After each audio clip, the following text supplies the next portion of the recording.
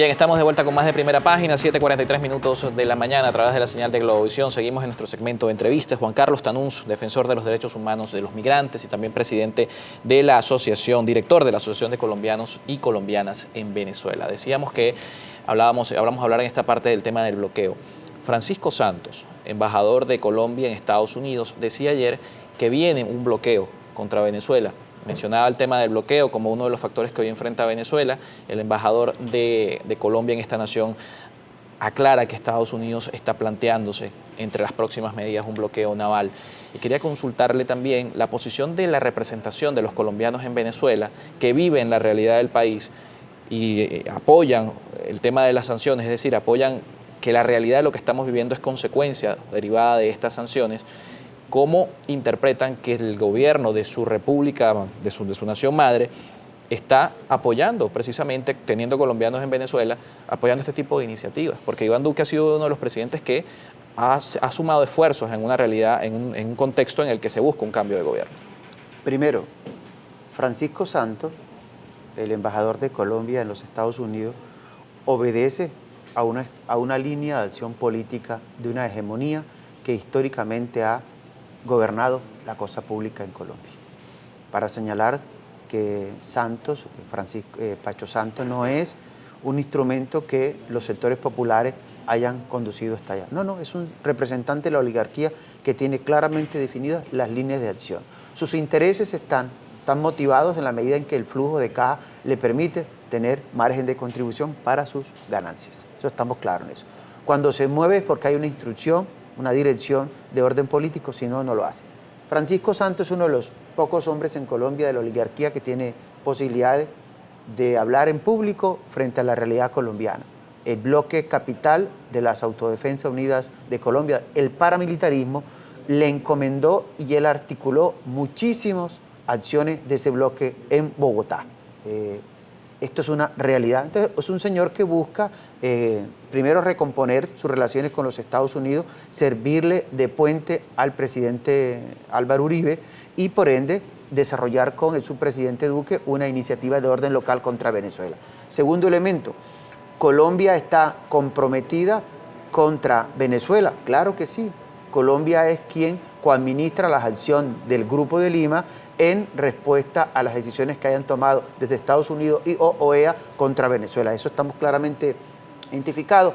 Y el elemento final es que en Venezuela la colombianidad, quien no retorna, es porque tiene claramente identificado que su proceso de vida, su proyecto de vida está mucho más cerca de la realidad en Venezuela que en Colombia.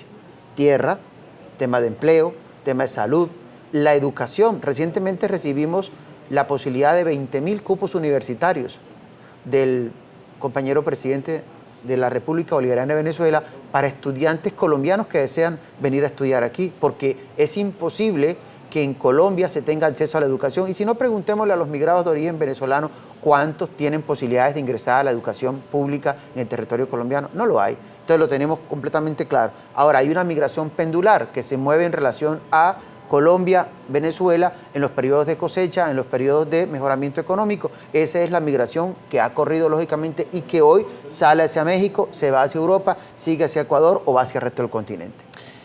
El tema de las sanciones y la justificación. Ustedes dicen que el gobierno colombiano está comprometido y encabezando las acciones del Grupo de Lima. Iván Duque hoy es el presidente de Colombia, pero evaluemos los últimos 20 años.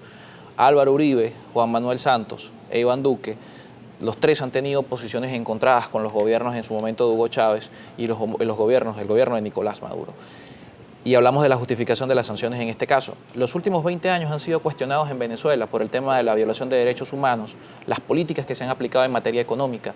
¿No sería esta la justificación entendiendo que vemos 20 años de exigencias del gobierno colombiano hacia Venezuela, no solamente por el tema de los derechos humanos, otro tipo de factores han jugado allí también en el caso con Álvaro Uribe y con Juan Manuel Santos, pero vemos que en los últimos 20 años se ha cuestionado al gobierno actual? ¿No podría ser esta la causa y no una intención política de un grupo actual que gobierna en distintos países? Si hay un Estado violador y un gobierno ejecutor en esas violaciones, es el gobierno de Colombia. ¿Pero cuáles de los tres gobiernos? Hablamos estoy poniendo el ejemplo de Álvaro Uribe, de Juan Manuel Santos, el gobierno, Iván Duque, tres gobiernos continuos. Desde 1886 en Colombia, cuando somos república, la Constitución de Núñez, para acá, no ha habido ningún gobierno en ejecución de ninguna política de Estado que no haya violado los derechos humanos. Panamá se separa en 1902 como un elemento claro frente a los Estados Unidos. Es decir, la intromisión de los Estados Unidos es de tal magnitud que cortan Panamá por los intereses económicos. El asesinato de Gaitán, el proceso de la dictadura Rojas Pinilla y todos los procesos de orden social que terminan implosionando en Colombia con un escenario de orden militar, refleja lógicamente que tal escenario lo han utilizado de orden político. Si alguien viola los derechos humanos de los colombianos en Colombia, es justamente el gobierno. Revise todas las denuncias que hay, no solo ahorita con el tema del crecimiento de narcotráfico en dos grandes regiones como la del Catatumbo y la del departamento de Nariño, límite con Ecuador en el sur de Colombia, sino la realidad colombiana. Y el otro elemento importante es que Colombia o el gobierno colombiano, Uribe 1, Uribe 2, Santos 1, Uribe 3, Santos 2 o Uribe 4, y del subpresidente Duque, no tienen moral para eso. Han abandonado la economía de frontera que ha vivido históricamente de la economía venezolana. Por eso plantean hoy la situación de Norte de Santander, de La Guajira, de Arauca y de Bichada frente al tema de salud, frente al tema de empleo, porque históricamente abandonaron la economía en la frontera. Ahora, Colombia es un país donde no se garantiza el mínimo derecho a la vida. ¿Cuántos indígenas han sido asesinados en el gobierno del subpresidente Duque? Bueno, 44. En Venezuela, según el Observatorio Venezolano, donde la violencia, en un año mueren 20.000 personas por homicidio, o sea, son asesinadas 20.000 personas. ¿Mueren o son asesinadas? Son asesinadas. O sea, son dos conceptos totalmente distintos. Bueno, mueren de forma violenta. Eso es sumamente importante aclararlo, ¿no? Porque además el valor que tiene la comunicación para ingerir sobre la población es fundamental. El ejercicio del conflicto interno colombiano no lo ha podido parar ningún gobierno y allí usted ve la intromisión del Alto Comisionado de las Naciones Unidas. La mirada que tienen frente a Venezuela no es la misma mirada que tienen frente a Colombia. Pero nosotros no tenemos conflicto interno y tenemos muchos más homicidios que Colombia. Bueno, que es un factor a analizar. Mire, usted no puede negar que hay unas condiciones a lo interno. Nadie lo ha negado. Creo que incluso las autoridades venezolanas tampoco la desconocen. En lo que no se está de acuerdo, primero es en la utilización, segundo en el mecanismo que han trabajado para eso. Y creo que allí le cabe la responsabilidad histórica a los factores de oposición que han clamado por el bloqueo. Sin duda, algunas son responsables y hoy son responsables de la acción que tome Ecuador frente a los visados, Perú, Chile y Colombia, porque la actitud de Colombia no le va a conservar a más de 4 meses después de las elecciones de octubre, sin duda alguna. Nos toca despedir ya. Muchísimas gracias por acompañarnos este miércoles. Juan Carlos Tanús, defensor de los derechos humanos de los migrantes y también presidente y director de la Asociación de Colombianos y Colombianas en Venezuela. Ustedes también gracias como siempre por sus comentarios. Por temas de tiempo lamentablemente no pudimos dar lectura a su participación. 7:51 minutos, una pausa y seguimos con más.